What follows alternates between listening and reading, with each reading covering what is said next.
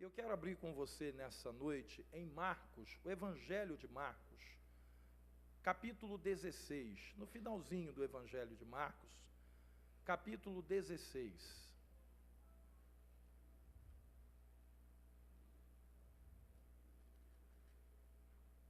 Evangelho de Marcos, capítulo 16, a partir do versículo 9.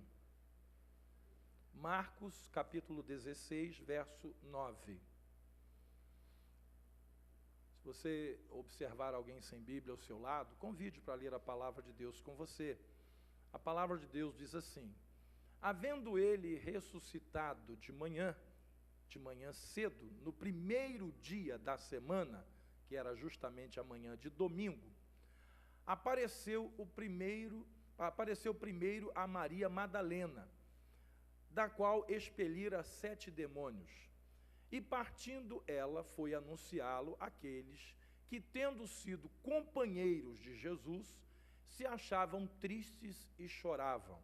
Estes, ouvindo que ele vivia e que fora visto por ela, o que aconteceu com eles? Não acreditaram, né? Versículo 12. Depois disto, manifestou-se em outra forma a 2 deles que estavam de caminho para o campo. Eram aqueles 2 que estavam indo para a cidade de Emaús, né? E vindo eles, o anunciaram aos demais, mas também a estes 2 não deram o quê? Crédito. Então, Maria Madalena viu Jesus ressuscitado, falou aos discípulos, né? E eles não acreditaram. Agora vem 2 dos discípulos e fala aos demais, e eles também não acreditam, né, que o haviam visto já ressuscitado. Senhor nosso Deus, que a Tua palavra nessa noite não nos dê apenas entendimento, compreensão humana e carnal, emocional, espiritual. Nós queremos, ó Deus, que essa palavra se transforme, ó Deus, em um alerta e uma realidade de Deus em nossas vidas. Abençoa a Tua igreja, Senhor, e que a nossa fé seja nessa noite restaurada, renovada, que nós saiamos daqui dispostos a caminhar com Deus, crendo que as promessas do Senhor há de se cumprir nas nossas vidas, e todo o povo de Deus diga amém. Você pode tomar o seu lugar, querido? A coisa mais importante na vida de um cristão é a sua fé em Jesus. Se no cristão morreu a fé em Jesus, morreu o seu cristianismo, morreu o seu relacionamento com Deus. E essa fé em Jesus é baseada nas palavras que estão contidas na palavra de Deus, ou seja, nas promessas de Deus para a nossa vida. Se nós perdermos essa fé, nós não vamos suportar as tristezas, as lutas, as angústias, as decepções que nós passamos todos os dias. Porque qual de nós que não tem enfrentado isso, querido? Você sai muito bem, às vezes, para o trabalho, quando chega lá, encontra uma situação que você não deixou no dia passado, né? Você está convivendo com alguém que você chama de amigo, de repente essa pessoa faz um negócio que, meu Deus, eu acho que nem o meu pior inimigo faria isso comigo, né?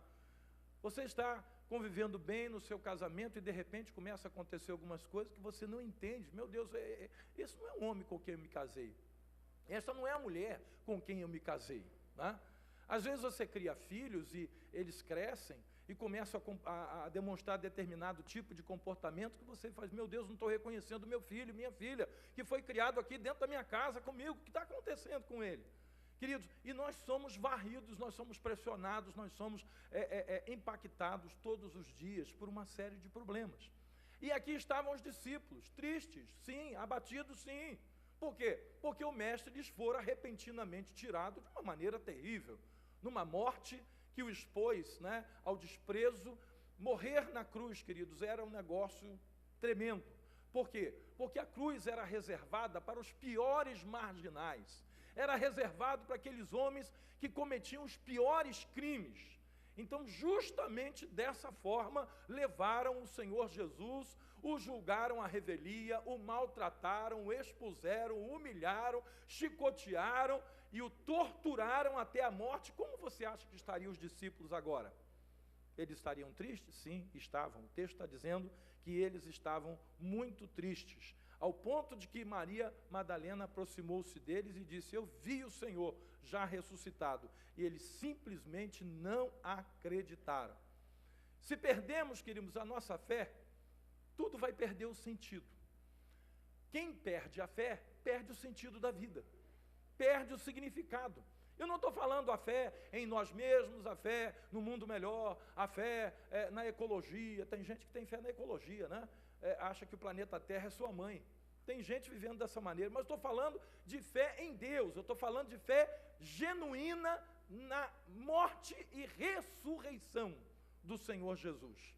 Certa vez aconteceu uma situação na igreja de Corinto, que obrigou o apóstolo Paulo, quando escreveu a sua primeira carta aos Coríntios, a tocar nesse assunto. Eu quero ir com os irmãos lá na primeira carta de Paulo aos Coríntios, capítulo 15, 1 Coríntios, capítulo 15, o versículo é o 12. Tem que levar lá para o lugar dele. Irmãos, nós temos uma preocupação, ter tudo, né, para as crianças na igreja, tem que realmente colocá-los no seu lugar. Porque lá tem tudo que ele gosta, aqui não tem nada que ele gosta. Criança odeia culto na igreja, né? Lá tem brinquedinho, lá tem tudo que ele precisa e gosta, né? Ainda tem o mamar da mãe, que se, né, precisar, a mãe vai lá e ainda dá de mamar. Queridos, uma situação estava acontecendo em Corinto e causou um grande alvoroço na igreja. Que situação era essa? Olha o que Paulo está dizendo, 1 Coríntios 15, 12.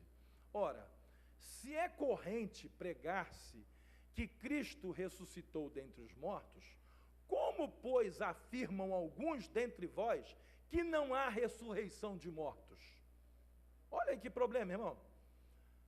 Jesus ressuscitou dos mortos, mas na igreja de Corinto tinha gente pregando que não havia ressurreição de mortos. E se não há ressurreição de mortos, então Cristo não ressuscitou. E se Cristo não ressuscitou, é vã a vossa pregação, e vã o que está escrito aí no texto? A vossa fé. Irmãos, a fé do cristão é baseada principalmente na realidade de que Jesus venceu a morte ao terceiro dia, ressuscitou, está sentado à destra de Deus, intercedendo por cada um de nós, e um dia Ele voltará para levar a sua igreja, e nós ressuscitaremos juntamente com Ele. Irmãos, a palavra de Deus está falando sobre isso, só que em Corinto estava vendo esse problema, e diz o versículo 15, e se somos tidos por falsas testemunhas de Deus, porque temos asseverado contra Deus, que Ele ressuscitou a Cristo, o qual Ele não ressuscitou, se é certo que os mortos não ressuscitam. Ou seja, Paulo está dizendo o seguinte, se vocês estão dizendo que não há ressurreição de mortos, então Jesus não ressuscitou. Então nós estamos pregando um monte de mentira aqui. Nós somos falsas testemunhas. Paulo estava falando sério com aqueles irmãos lá de Corinto. Né? No versículo 16, porque se os mortos não ressuscitam, também Cristo não ressuscitou. E se Cristo não ressuscitou, ele torna a dizer, é vã a vossa fé e ainda permaneceis nos vossos pecados. E ainda mais, os que dormiram em Cristo pereceram. Já pensou que problema? Quem já está morto, morreu, acabou, pereceu. Né? Se a nossa esperança em Cristo se limita apenas a esta vida, somos os mais infelizes de todos os homens. Queridos, aí entra o ponto central do que eu quero conversar com os irmãos nessa noite, e que a igreja tem que estar de olhos abertos para o que está acontecendo ao nosso redor. Vivemos uma geração que não aponta mais para a eternidade. Estamos vivendo uma geração que quer um relacionamento com Deus só pelo que Ele pode dar aqui. Vivemos numa geração que perdeu a esperança de eternidade com Deus. E aí está acontecendo uma grande tragédia no meio do povo de Deus. Aqueles que perderam essa esperança, ou pelo menos perderam a visão que deveriam ter sobre a ressurreição, estão com a sua fé abalada, mudada, trocada, invertida, comprometida. E quando a fé se transforma em algo assim, o que vai acontecer a partir de então é idolatria. Querido, temos que manter a nossa fé em Jesus sempre irrigada e renovada, principalmente nos dias de maior angústia e tribulação, como nós estamos enfrentando hoje. Nós enfrentamos esses dias hoje, como os discípulos também enfrentaram. Eles estavam vivendo dias difíceis, dias complicados, morte do Senhor Jesus, uma perseguição à igreja, aquilo que antes era uma maravilha. Jesus entrou lá na cidade de Jerusalém aclamado, com palmas nas mãos, ramos de palmeiras, bendito é o que vem em nome do Senhor, Ele é o nosso Rei, e depois tudo se acabou na cruz. Mas os discípulos acharam que tinha acabado na cruz. Agora, mesmo que Jesus houvesse avisado detalhadamente que tudo isso iria acontecer, o que está acontecendo hoje com a igreja é que nós temos uma palavra diante de nós e parece que a gente não está enxergando o que está na palavra. E os discípulos também não enxergaram. Às vezes a gente vê determinados comportamentos nesses discípulos e a gente diz, meu Deus, será que eles não estavam enxergando que Jesus realmente ressuscitou? Irmãos, Jesus falou com eles que ia acontecer tudo isso. Vamos voltar lá em Marcos. Evangelho de Marcos.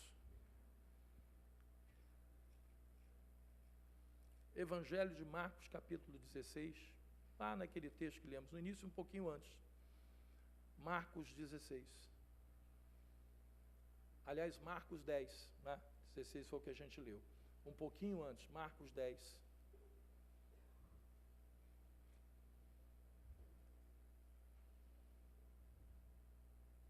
Versículo 32. Marcos 10, 32. Querido, olha só. Olha esses homens que Maria Madalena foi dizer com eles que Jesus ressuscitou e eles não creram. Marcos 10, 32. Estavam de caminho subindo para Jerusalém e Jesus ia adiante dos seus discípulos. Estes se admiravam e o seguiam tomados de apreensões.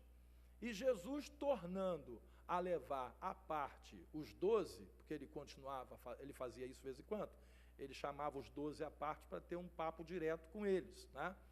Passou a revelar-lhes as coisas que lhe deviam sobrevir, dizendo, eis que subimos para Jerusalém, o Filho do Homem será entregue aos principais sacerdotes e aos escribas, condená-lo-ão à morte e o entregarão aos gentios. Hão de escarnecê-lo, cuspir nele, açoitá-lo e matá-lo. Mas depois de 3 dias, o quê? Irmãos, ele não falou isso aqui 10 anos antes, não. Jesus falou isso aqui dias antes, na semana que antecedia a sua morte. Aquela semana que a gente chama de Semana Santa. Jesus falou isso aproximadamente 7 dias antes de tudo acontecer. Como que pode, então, esses homens ouvir isso da boca do Senhor Jesus? Madalena chegar com a boa nova de que Jesus estava ressuscitado e eles não acreditarem. Irmãos, tudo se cumpriu. Aqui está dizendo, condená-lo-ão à morte e o entregarão aos gentios. E foi justamente isso que foi feito. Condenaram Jesus à morte quem? O próprio Sinédrio. Entregaram aos gentios quem? Aos romanos. Eles que executaram a sentença de morte. Escarneceram dele, cuspiram nele, açoitaram ele, mataram o Senhor Jesus. Está tudo aqui, irmãos. E no 3º dia, eu vou ressuscitar, disse o Senhor Jesus. Irmãos, isso aqui é um alerta para nós, a quem os fins dos tempos têm chegado. Sabe por quê? Porque hoje percebemos uma geração de crentes que parece que esqueceu o que a palavra de Deus disse que ia acontecer e estão fazendo parte de um cenário de horror. Estão fazendo parte de uma postura de idolatria e que tem se transformado em morte na vida de muita gente. Uma das evidências da perda de fé em Jesus é a necessidade de ver para crer. Nós sabemos a história de Tomé, né? Está aí registrada em João 20, né? Se você for comigo, vamos lá dar um passeio por João 20. Esse mesmo Tomé estava presente quando Jesus falou: vou ser crucificado, vou morrer, vou ressuscitar. Esse mesmo Tomé, tá? João 20, Evangelho de João capítulo 20, versículo 24. Ora, Tomé, um dos 12, chamado Dídimo, não estava com eles quando veio Jesus. Ou seja, Jesus apareceu para Maria Madalena, Jesus apareceu para um grupo de mulheres que foram ao túmulo, Jesus apareceu para os discípulos que estavam na estrada de Cafarnaum, e depois Jesus apareceu para os 11. Só que Tomé não estava presente nessa reunião. E o que aconteceu? Ora, Tomé, um dos 12, chamado Dídimo, não estava com eles quando veio Jesus. Disseram-lhe, então, os outros discípulos: vimos o Senhor. Mas ele respondeu: se eu não vir nas suas mãos o sinal dos cravos, e ali não puser o dedo, e eu não puser a mão no seu lado, de modo algum acreditarei. Irmãos, o que comprova que está acontecendo hoje uma perda da fé, embora há pessoas que estão nas igrejas buscando a Deus, mas eu estou falando de uma fé genuína. Eu estou falando de uma fé baseada na promessa da eternidade, de uma fé baseada na ressurreição do Senhor Jesus, de uma fé baseada nas coisas que a palavra de Deus nos fala. O que nós estamos vendo hoje é uma fé desviada, travestida de fé, mas na verdade é uma verdadeira idolatria. E aqui está Tomé, perdeu a fé ao ponto de nem os outros que estavam falando com ele, que um já havia morrido, Judas, ficaram 11, né? Os outros 10 haviam estado com Jesus e foram dizer a Tomé: nós 10 vimos, ele esteve conosco. Tomé mesmo assim não acreditou. Ele queria ver os furos nas mãos, tocar com seu dedo no furo feito pelo cravo na mão de Jesus e botar a mão no lado onde o soldado enfiou uma lança e abriu o lado do Senhor Jesus. Palavra do Senhor Jesus a Tomé. Passados 8 dias, depois de os 10 terem visto, passados 8 dias, estavam outra vez ali reunidos os seus discípulos e Tomé com eles. Agora Tomé estava junto. Estando as portas trancadas, as portas estavam trancadas, tá, querido? Olha o que o texto diz: veio Jesus, pôs-se no meio e disse-lhes: paz seja convosco. E logo disse a Tomé: põe aqui o teu dedo e vê as minhas mãos. Chega também a mão e põe-na ao meu lado. E não sejas incrédulo, mas crente. Irmão, estava falando com um discípulo, incrédulo. Jesus está dizendo: você não é mais crente, você virou incrédulo. Respondeu-lhe Tomé: Senhor, Senhor meu e Deus meu. Ele apavorou, né? Quando ele viu aquilo, ele disse: Senhor meu e Deus meu, que bancada que eu cometi, que coisa louca que eu falei naquele dia. Disse-lhe Jesus: porque me viste, creste? Bem-aventurados os que não viram e creram. Uma geração adúltera pede sinais, mas outro sinal não lhes será dado, senão o sinal do profeta Jonas. Qual o sinal do profeta Jonas, irmãos? Jonas teve 3 dias dentro do ventre daquele grande peixe, e depois foi vomitado na praia e ressuscitou, porque um homem que fica 3 dias na voragem do mar, dentro de um grande peixe, e é colocado de volta na praia, esse homem nasceu de novo, ressuscitou. Aquilo que aconteceu com Jonas foi um sinal do que ia acontecer com Jesus. E Jesus disse: eu não vou dar outro sinal. o sinal vai ser da minha ressurreição. Irmãos, nós vemos hoje uma igreja que diz assim: se eu visse os sinais, eu acreditaria. Pois eu digo a você que se você depender de sinal, você não vai acreditar em Jesus.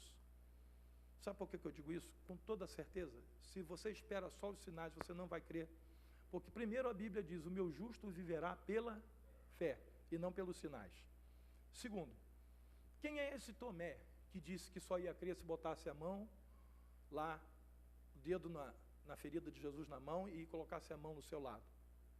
Esse Tomé é o mesmo que viu Jesus andar por sobre as águas. Você acha isso um bom sinal? Esse Tomé viu um morto de 4 dias, Lázaro, ressuscitar e sair da cova. Você acha pouco isso?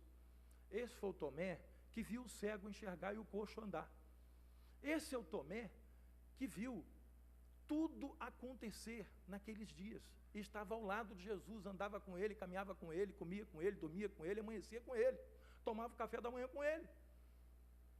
Irmãos, a mesma igreja que saiu lá do Egito, juntamente com Moisés, com grandes sinais e prodígios operados por Deus, as 10 pragas que não caíram sobre o povo de Israel, mas somente sobre o povo do Egito, a abertura do Mar Vermelho, a passada do povo em pé enxuto, diz a palavra de Deus, a morte do exército de Faraó naquele mesmo mar, aquele povo que foi sustentado todos os dias com o maná que caía do céu de uma maneira que não se podia explicar. E incrível, porque caía na segunda, na terça, na quarta, na quinta, na sexta, no sábado não caía, no domingo voltava a cair. Como é que explica um negócio desse? Só não caía no sábado. E Deus disse: olha, na sexta-feira vocês vão apanhar o dobro, porque no sábado não vai cair, é o dia consagrado ao Senhor. Aquele povo tinha uma coluna de fogo inexplicável, porque não era de combustível humano, que durante a noite se mantinha acesa sobre eles para lhes dar luz e aquecimento no frio do deserto. Aquele povo era o povo que comeu codornizes, comeu carne no meio do deserto, que as codornizes vieram e se jogaram em cima do povo, como que me dizendo: chegou o almoço de vocês, comam à vontade. Esse era o povo que bebia de uma rocha, que brotava água de uma maneira assim inexplicável, do nada. Aí eu pergunto: não foi esse mesmo povo que construiu um bezerro de ouro? Não foi esse o mesmo povo que disse: Moisés, Arão, faça-nos um Deus que a gente possa tocar e ver, um Deus que vá diante de nós, porque esse Deus de Moisés só ele vê, só fala com ele, e nós não cremos nesse Deus. Irmãos, esse Deus de Moisés fez tudo isso na vida daquele povo. E nós estamos vivendo hoje, queridos, um desmanche da fé no coração de muitos cristãos, que andam em busca de sinais. Eu digo a você que o que vai acontecer mais nos nossos dias, e já está acontecendo, são os sinais e prodígios da mentira. Outro sinal não darei, senão o do profeta Jonas. Que creiam nesse sinal, na minha ressurreição. Eu venci a morte, que creiam nisso. Mas o que a gente encontra hoje, irmãos, são pessoas que, passando por lutas, por tribulação, por angústias, estão tão tristes que não conseguem mais enxergar esse sinal e necessitam de alguma coisa a mais. Aí entra em cena os vendilhões do templo, entra em cena os falsos profetas, entra em cena o que nós estamos vivendo hoje. Você vê, às vezes, você não acredita, você vê as imagens na televisão, você vê as imagens na internet, e você: meu Deus, esse povo não está enxergando que isso é uma farsa. Objetos sendo vendidos, pessoas idolatrando pessoas. Muita gente já deve ter visto aquela cena de uma esposa de um determinado pastor sentada num trono na beira do púlpito, e ele disse que todo mundo deveria trazer a oferta e depositar aos pés dela, e alguns não só depositavam a oferta, como beijavam os seus pés. Isso foi largamente passado aí pela internet. Queridos, verdadeiras sessões espíritas estão acontecendo dentro de algumas igrejas. E alguém diz assim: meu Deus, será que as pessoas não estão enxergando que nasce uma idolatria? Irmãos, nós estamos vivendo um momento muito difícil. No passado, a igreja católica cometeu erros Mas eu vejo que hoje algumas igrejas evangélicas estão se ultrapassando nesses erros. Por quê? Porque no passado, a Igreja Católica vendia as indulgências. Alguém que perdeu um ente querido, alguém que perdeu um amigo, e esse não estava na presença de Deus, era dado às pessoas o poder de, com dinheiro, comprar um lugar no céu para essa pessoa, tirá-lo do purgatório, coisa que não existe na Bíblia, não existe. Mas as pessoas iam lá e pagavam vultosas somas em dinheiro para que o seu amigo, para que o seu parente, para que o seu ente querido pudesse ter um lugar no céu. E eu digo que o que está acontecendo hoje é pior, irmãos, porque naqueles dias ainda havia um interesse pelo céu. Hoje o pessoal está disposto a pagar vultosa soma em dinheiro para encontrar um lugar na terra, para encontrar uma bênção material, para encontrar uma cura de um corpo que um dia vai ficar doente e vai morrer. Porque a visão de futuro, a visão de eternidade, a visão de presença de Deus na eternidade sumiu do coração de muitas pessoas. Razão pela qual elas estão abertas a qualquer tipo de negócio. Razão porque elas estão aceitando reconstruir o bezerro de ouro. Eu estou falando à igreja, irmãos, porque nós estamos vivendo esse tempo hoje. Deus está falando a você, você está recebendo uma palavra do coração de Deus nessa noite, que não está sendo pregada por aí em qualquer lugar, não. Da parte do Espírito Santo de Deus, o Senhor está falando ao teu coração, creia na morte e na ressurreição do Senhor Jesus. E você não vai precisar de sinal nenhum mais. E alguém diria, mas Deus hoje não opera mais sinais, Deus agora não faz maravilhas, Deus agora não continua fazendo milagres. Sim, querido, faz. Mas nós não podemos condicionar a nossa fé, porque Deus curou a nossa carne. Nós não podemos condicionar a nossa fé, porque recebemos um emprego melhor, vindo da mão de Deus para nós. Não podemos condicionar o nosso relacionamento com Deus, as bênçãos que estão relativas somente a este mundo, a esta vida. Porque se nós fizermos isso, seremos os mais infelizes de todos os homens. E aí se explica a situação de estarmos hoje vivendo um tempo que as pessoas têm tudo, mas não são felizes. Irmãos, eu estou com 53 anos. Tem irmãos aqui bem mais velhos do que eu. E tem aqueles que têm aproximadamente a minha idade, um pouco menos. Eu me lembro na minha infância que a gente não tinha quase nada dentro de uma casa. Os meus pais se casaram, eles não tinham televisão, nem preto e branco, nem a cores.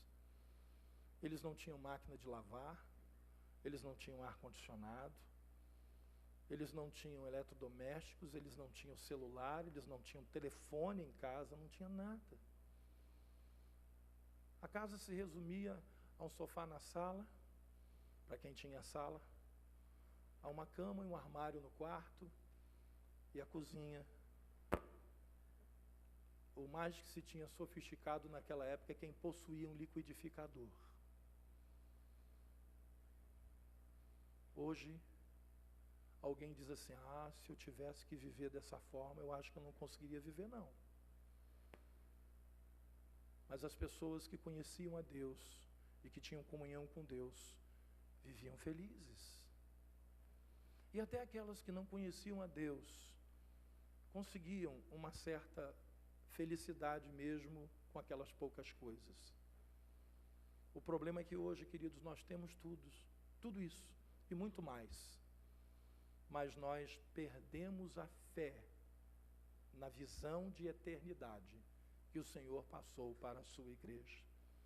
Ele disse, estou indo para o Pai vos preparar um lugar e voltarei para levar a minha igreja. E eu pergunto, quantos crentes hoje estão esperando isso? Maranata, vem Senhor Jesus, quantos? Nós encontramos uma igreja ávida por coisas, por bens. É errado possuir coisas, ter conforto. Não, queridos, não é pecado. O problema é quando nós colocamos essas coisas em primeiro lugar e o reino de Deus em segundo, terceiro, quarto ou lá atrás no fim da fila. Jesus disse que o reino de Deus tem que ser buscado em primeiro lugar, e essas coisas seriam acrescentadas. Por isso o apóstolo Paulo disse: aprendi a viver contente em toda e qualquer situação. Tenho experiência de fartura, mas também de escassez. Aprendi a entrar em alguns lugares e ser honrado, mas entrei também em alguns e fui humilhado, e para não dizer apedrejado. Por quê? Porque o poder de Deus em Paulo não estava baseado nessas coisas. Ele não estava feliz porque agora ele tinha, e triste porque não tinha mais. O apóstolo Paulo tinha a presença do Senhor. Ele disse: por amor a Cristo eu perdi muitas coisas na minha vida, mas as considero como refúgio para ganhar o que eu ganhei do Senhor. Considero essas coisas como lixo. E ele começou a viver numa outra dimensão de vida e de fé, a qual o Senhor Jesus nos convida a viver como igreja. Por isso a palavra de Deus diz: o meu justo viverá pela fé. Quando nós lemos as palavras ditas por Jesus a Marta, irmã de Lázaro, nós precisamos entender o significado dessas palavras, não só que ele disse para Marta, mas que ele diz para a igreja hoje, naquilo que ele falou para Marta. O Evangelho de João, se você está em João aí, vire algumas páginas atrás, João 11. João 11, 25 e 26.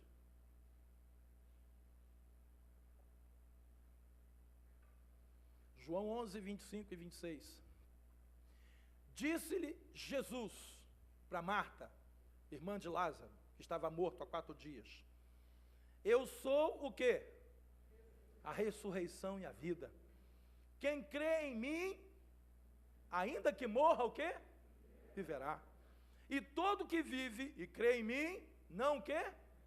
Não morrerá eternamente. Pode até morrer na carne, mas eternamente não. Agora, a pergunta que Jesus fez para Marta, eu vou transferir para a igreja: crês isto? Você crê nas palavras de Jesus? Sabe por que eu estou perguntando isso, querido? Porque Jesus comia na casa de Lázaro e de Marta e Maria. Jesus, quando ia para aquela cidade, ele costumava ficar hospedado ali naquela casa. E agora ele volta e o seu amigo Lázaro estava morto, sepultado há 4 dias. E já cheirava mal. Jesus vai para perto do túmulo e diz a palavra que quando ele olhou o lugar onde havia sepultado o seu amigo Lázaro, com quem ele havia comido na mesa várias vezes, o texto diz: e Jesus chorou.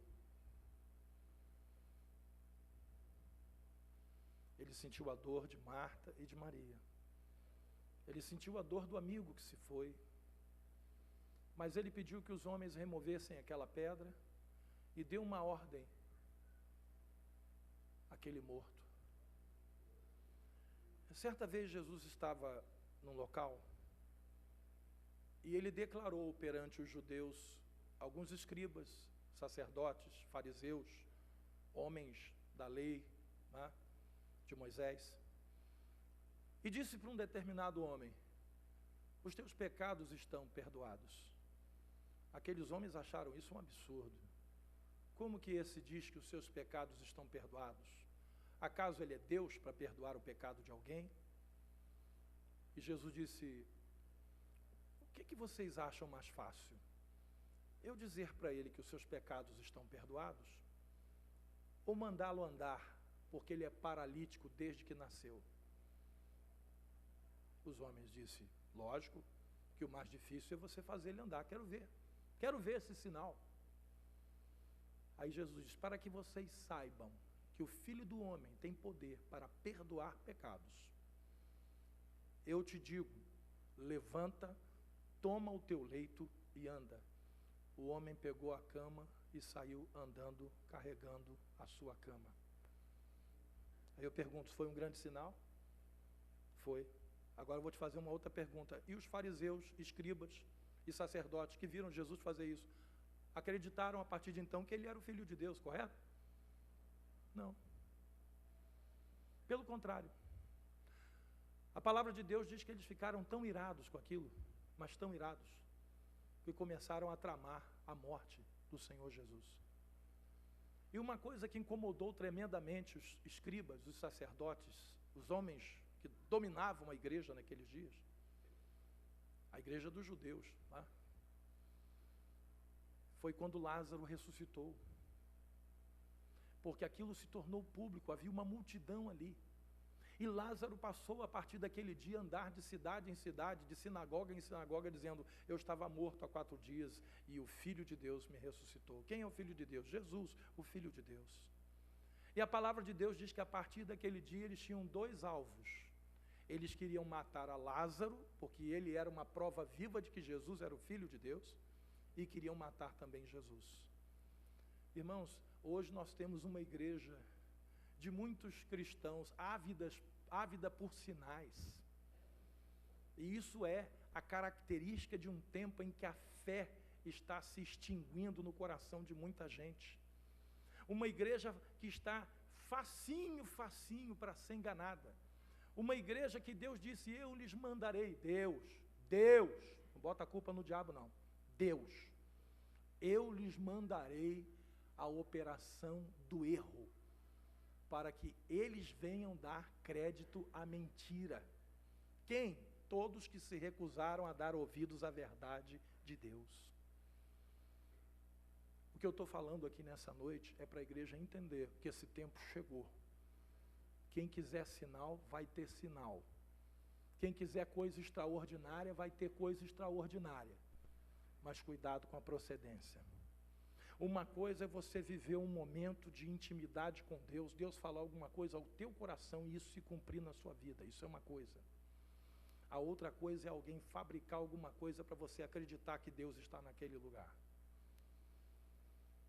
E é o que está acontecendo no coração de muitos crentes hoje. Aumenta-se a idolatria. O tempo das indulgências ficou para trás. E é café pequeno na frente do que está acontecendo hoje. Mas eu digo para a igreja, eu continuo acreditando num Deus que cura enfermos. Eu continuo acreditando num Deus que ressuscita mortos. Eu continuo acreditando num Deus que cura enfermidades ao homem ainda incurável, porque tem pessoas aqui dentro dessa igreja curadas de câncer e de AIDS. Eu continuo acreditando que Deus realiza sinais, prodígios e maravilhas. Mas eu estou de olhos bem abertos, porque tem muito sinal, prodígio e maravilha que não provém de Deus. E você tem que estar de olho nisso. Tem gente que porque vê um negócio acontecer, é de Deus. Não faz isso não. Não se precipita. Tem gente sentindo a presença de Deus porque acendeu um refletor e botou uma fumaça. Tem gente sentindo a presença de Deus porque transformou a igreja numa boate, pintou a igreja toda de preto por dentro. Tem gente sentindo a presença de Deus em coisas que não são de Deus. Por quê? Porque estamos vivendo o tempo que Jesus perguntou: quando o Filho do Homem vier, por acaso achará fé na terra? Por isso o apóstolo Paulo nos deu o testemunho da importância de combatermos o bom combate, de completarmos a nossa carreira e de guardarmos a fé. Irmão, quando eu li esse texto pela primeira vez, lá há muito tempo atrás, quando eu estava conhecendo o Evangelho, eu não conseguia entender bem esse texto. Porque combater o bom combate, eu sabia já que o cristão precisava combater esse combate. Que eu tinha uma carreira na terra para completar, eu também já tinha conhecimento disso. Mas por que que Paulo disse a Timóteo que ele guardou a sua fé? Isso não é óbvio? Eu achava isso óbvio demais. Eu disse: Senhor, combater o bom combate, tudo bem, completar a carreira também, mas guardar a fé é um dever de todo crente. E Paulo parece que está se gabando disso. Combati o bom combate, completei a carreira e guardei a minha fé. Oh, que grande coisa ele fez. Todos nós temos que guardar a nossa fé. Hoje eu penso diferente. Hoje eu acho que a parte mais difícil desses 3 elementos, combater o bom combate, completar a carreira e guardar a fé, é a última. É guardar a fé.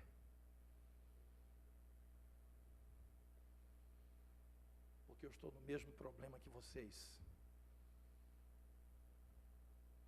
Com o que eu tenho visto, queridos.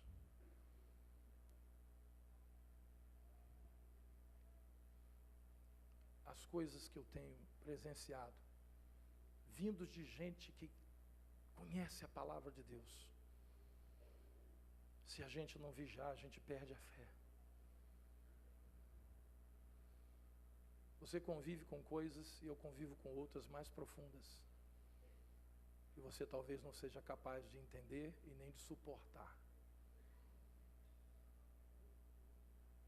A quem muito se lhe é dado, muito lhe será exigido. Guardar a fé hoje, para continuar pregando a cristalinidade da palavra de Deus, não é para qualquer pastor, não. Não é para qualquer líder, não. Porque todos os dias nós somos tentados a fazer o que o vizinho está fazendo. A fazer o que algumas igrejas estão fazendo hoje para mercadejar a palavra de Deus. E tem muitos líderes caindo nessa tentação. Negociando a fé. Negociando a pureza e a cristalinidade do Evangelho. É fácil ser pego por esses laços do passarinheiro, por essa peste perniciosa que hoje se espalha na terra, na vida de muitos cristãos. Por isso que a palavra de Deus diz que é com dificuldade que o cristão, o servo de Deus, será salvo. Por quê? Por causa da deturpação dos valores da fé. Guardarmos a fé genuína e inabalável nas promessas de Deus é de vital importância para a nossa vida como cristãos. Se você não tem nada para guardar, guarda duas coisas: o teu coração, porque dele procedem as fontes da vida, e a fé genuína que Jesus implantou no seu coração. Que você possa dizer: eu não preciso ver mais nada para crer em Jesus. Tudo que ele precisava mostrar para mim, eu já vi. Se ele fizer algum sinal na minha vida, se ele me der uma bênção, eu estou no lucro. Porque o que Jesus tinha que fazer, ele já fez, o que ele tinha que demonstrar, ele já fez, e ele disse: só vou dar mais um sinal, o do profeta Jonas, ou seja, que ele ia ressuscitar ao terceiro dia. Nós estamos vivendo, querido, um tempo em que nós temos que aprender, para finalizar, com o profeta Abacuque. Você está aí no Novo Testamento? Vire algumas páginas atrás e vá ao profeta Abacuque, no finalzinho do Antigo Testamento. Tá? Hoje de manhã eu brinquei com o pessoal, vou dar uma dica, fica do lado de Naum. Ajudei, né? Abacuque 3.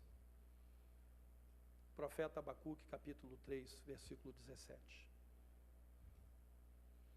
A vida do povo de Israel foi marcada por períodos de grande ascendência do povo na presença de Deus e por períodos de grande decadência na presença de Deus. Houve tempos em que Israel estava na presença de Deus e houve tempo que Israel estava servindo a deuses, a Baal e a outros deuses. E nesses dias do profeta Abacuque, a coisa não estava boa, não. Aí Abacuque, no capítulo 3, no versículo 17, ele diz assim: ainda que a figueira, o quê? Não floresça, e não haja fruto na vide, ainda que o produto da oliveira minta, ou seja, não tenhamos figueiras produzindo figos, não tenhamos videiras produzindo uvas e não tenhamos oliveira produzindo o que faz o óleo de oliva. Os campos não produzam mantimento. O que é isso, irmão? Crise. Crise, ainda que estejamos em crise. As ovelhas sejam arrebatadas do aprisco e nos currais não haja gado. Isso é crise.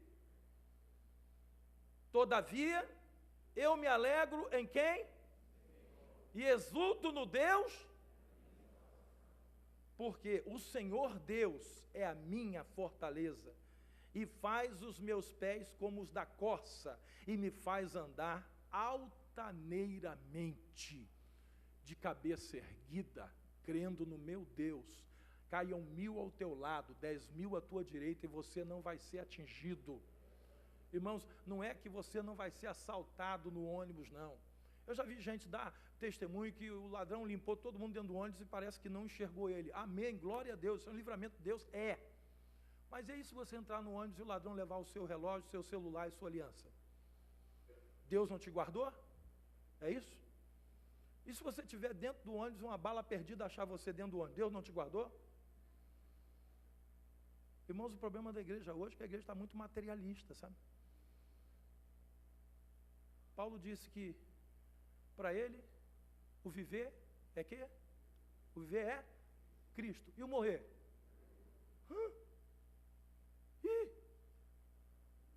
Então, se eu estiver dentro do ônibus, uma bala perdida me atingir, e eu for para a glória, Paulo disse que isso é o quê? Lucro. Não, devia estar em pecado para acontecer um negócio desse. E Paulo, quando foi degolado, estava em pecado. Pedro, quando foi crucificado de cabeça para baixo, estava em pecado. Jesus, quando morreu na cruz, estava em pecado. Estevão, quando foi apedrejado até a morte, estava em pecado. Igreja, acorda. Povo de Deus, a palavra de Deus está aqui na nossa mão. Cuidado com quem anda prometendo que você não vai acontecer nada com você, né? Vem aqui na nossa igreja que nós vamos fazer a oração dos 7 cantos da sua casa. Você vai levar um negócio para a sua casa, não vai acontecer nada na sua casa, irmão. Ô querido, entra na internet, vê o que está acontecendo com os cristãos lá nos países muçulmanos. Dá uma olhada lá. Vai dar uma olhada lá no que o Estado Islâmico está fazendo com nossos irmãos lá na Síria. Dá uma olhada lá. Cresce, meu filho, cresce. Aumenta a tua fé. Nivela por baixo, não, nivela por cima. Invoca-me e te responderei. Anunciar-te-ei coisas grandes e ocultas que não sabes. Porque essas coisas Deus ocultou dos grandalhões e resolveu revelá-las aos pequeninos. Quem? A quem se humilha na presença de Deus e que tem o coração de justo. E o meu justo viverá pela fé. Eu quero nessa noite, querido, orar com você, para que você possa dizer como Abacuque: ainda que a figueira não floresça, ainda que não haja fruto na vide, ou seja, o pé de uva não dê uva, ainda que o produto da oliveira minta, ou seja, não haja lá as azeitonas que produzem oliveira, os campos não produzam mantimento, as ovelhas sejam arrebatadas do aprisco, no curral não haja gado. Crise.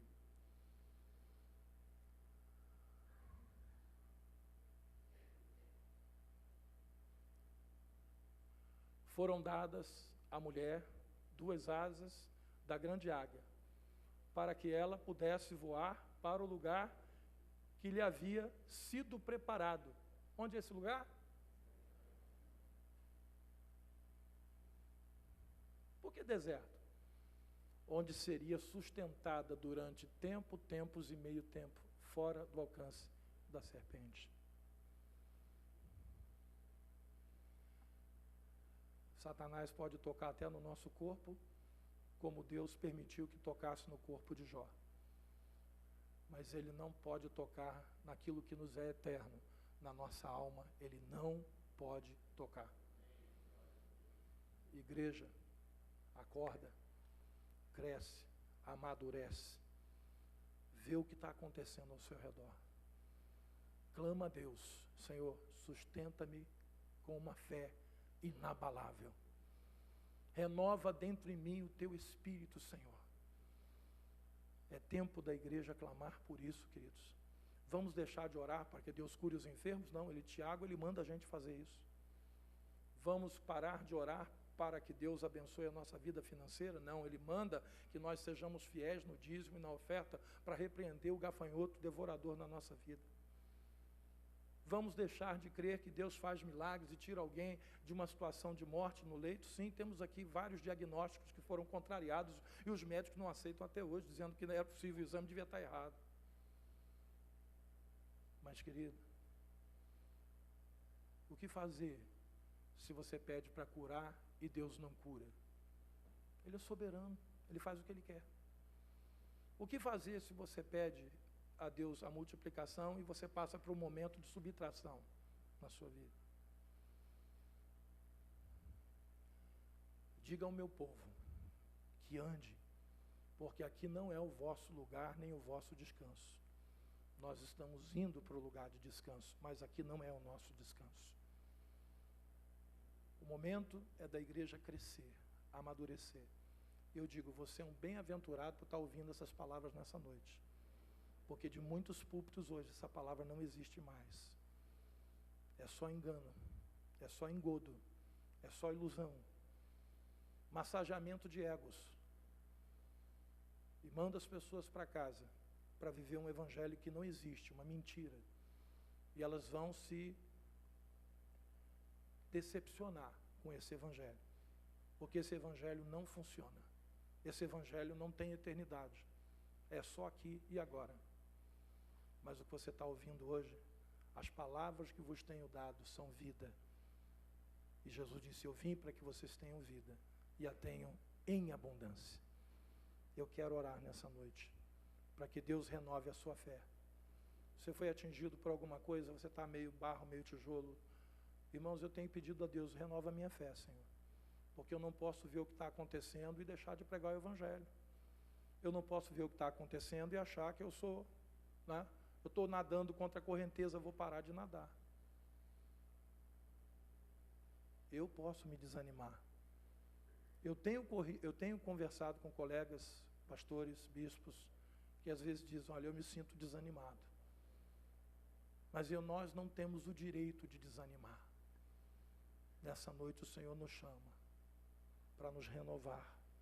Renovar a nossa aliança com Ele, renovar o nosso voto de obediência à sua palavra, renovar a nossa aliança uns com os outros, fortalecermos a vida uns dos outros. Por isso eu convidei todo mundo para estarmos juntos na semana do projeto. Não fique em casa, não vá para outro lugar, mesmo que atrasado você chegue do seu trabalho, venha para cá, vamos nos reunir, vamos orar juntos, vamos invadir o terreno do impossível, através do poder de Deus que se renova através da nossa fé. O meu justo viverá pela fé. E eu te convido nessa noite para tomar uma posição de fé diante de Deus. Está vivendo um problema? Está enfrentando uma luta? Não sabe como é que vai resolver isso? Senhor, eu creio na tua provisão na minha vida. Eleva os olhos para os montes. De onde me virá o socorro? É a pergunta. O socorro vem dos montes? Não. O socorro vem do meu Senhor, que criou os céus e a terra. Ou seja, os montes foram criados por Ele. Ele é o nosso socorro. E eu te convido nessa noite a buscar socorro no único lugar que tem socorro. No trono de Deus. Lá tem socorro para as nossas vidas. Vamos estar de pé.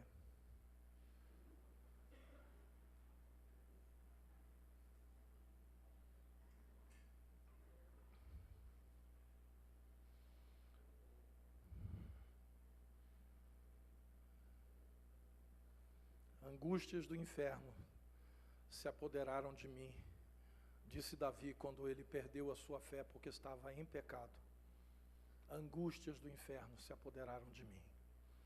Naqueles dias foram os dias mais difíceis, mais duros, mais negros, mais terríveis que Davi viveu, quando ele estava em pecado, afastado de Deus. Querido, não fique nessa posição.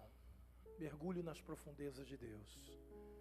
Se você quer renovação da sua vida espiritual nessa noite, renovação da sua fé, eu peço a você que você saia do teu lugar.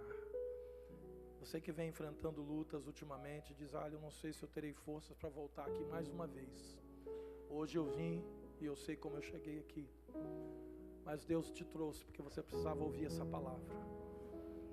Saia de onde você estiver e venha ao altar de Deus. A palavra é para você nessa noite. A palavra é para aqueles que dizem, eu creio em Deus. Não podemos agir como Tomé. Só se eu tocar nas mãos. Só se eu botar a mão no seu lado. Tomé, bem-aventurados aqueles que não vão ver e vão crer. Porque eles não vão ser pegos pelas heresias. Eles não precisam de ver para crer. Todo mundo hoje que está precisando de ver para crer, está caindo nas heresias. Está caindo nas armadilhas de Satanás. Aqueles que creem independente do que estão vendo, esses não vão cair, porque vão discernir e vão dizer, isso não é de Deus, isso é uma mentira, isso é prodígio da mentira.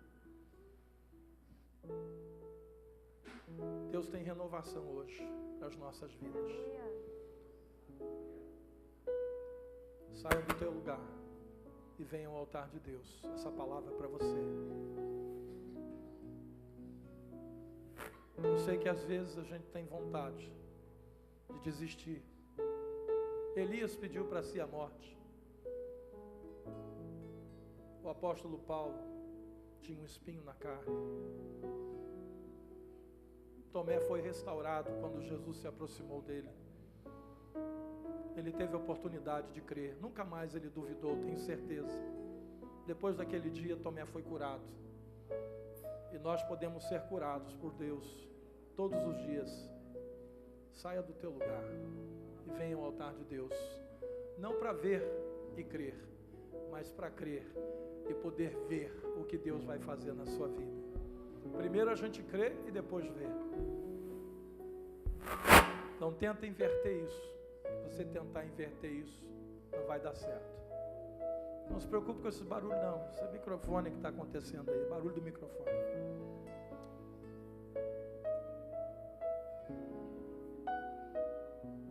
Oh Deus,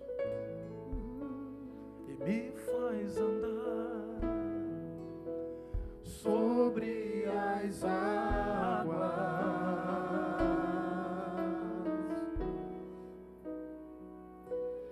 Tu és o Deus da minha salvação, és o meu dono, minha paixão, minha canção e o meu louvor.